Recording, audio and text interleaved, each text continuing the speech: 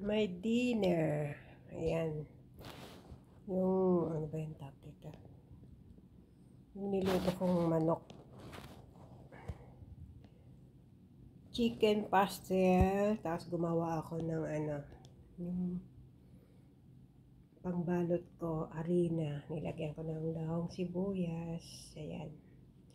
Tapos lagyan natin ng mayonnaise at ketchup. Yan, pinaghalo ko yan.